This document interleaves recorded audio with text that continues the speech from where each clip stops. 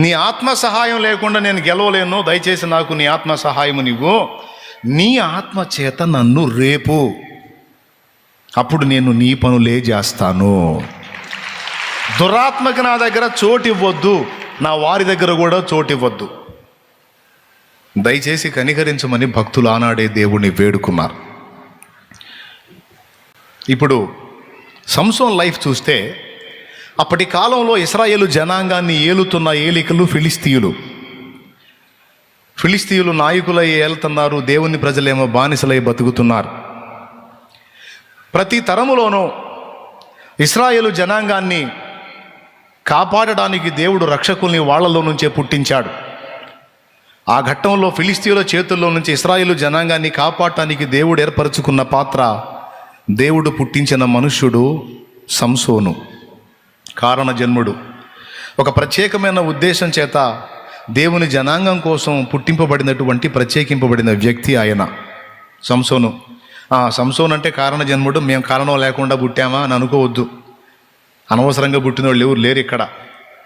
ప్రతి మనిషి మరో మనిషి కోసమే పుట్టారు. ప్రతి మనిషి ద్వారా ఈ భూలోకానికి కొంత ప్రయోజనం ఉంది. ప్రతి మనిషి ద్వారా ఈ భూమి యొక్క ప్రయోజనం ఉంది. ఎవ్వరూ ఇందులో వేస్ట్ ఫెలోస్ లేరు. నిన్ను నువ్వు కూడా అనుకోవద్దు అనవసరంగా పుట్టానని. కొంతమందికి అదొక ఆనందం, ఎందుకు పుట్టానో అనుకుంటుంటారు. వేస్ట్గా అయితే పొట్ల ఉద్దేశం ఉండే పుట్టించాడు.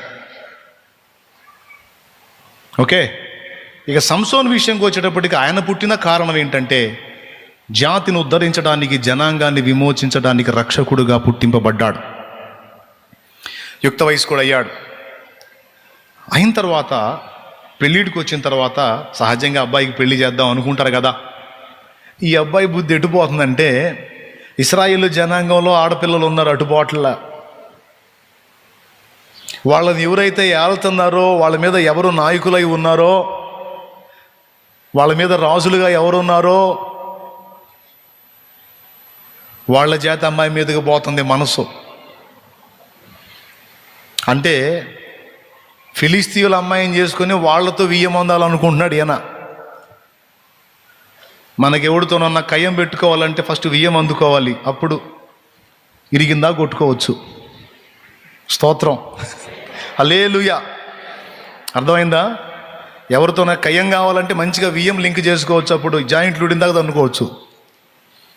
ఎందుకంటే పిల్లనిచ్చిన దగ్గర, డబ్బులు ఇచ్చిన దగ్గర ఖచ్చితంగా ఫైటింగ్లు తీసుకునేటప్పుడు మంచిగానే తీసుకుంటాడు, అడిగితే తనబోతాడు.